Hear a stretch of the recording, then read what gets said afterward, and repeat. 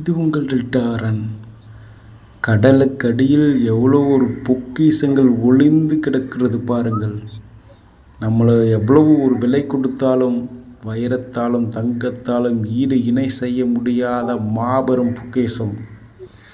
மனிதர்கள் நுழைய முடியாத ஒரு ஒரு அற்புதமான உலகம் கடலுக்கடியில் எவ்வளவு அழகாக இருக்கிறது.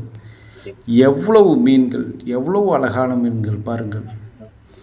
மனிதன் எங்கெல்லாம் போகிறானோ அங்கெல்லாம் அறிவியலையும் ஆக்கப்பூர்வமும் உருவாக்குகிறானே தவிர அந்த இடத்தை குப்பைகளாகவும் கூலங்களாகவும் நாசப்படுத்திவிட்டு தான் வருகிறான்.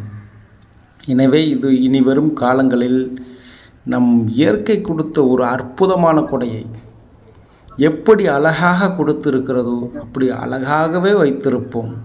வருகின்ற சந்ததியினருக்கு அந்த அழகான பொக்கிஷத்தை விட்டு செல்வோம் என்பதே எல்லாருடைய நோக்கம்.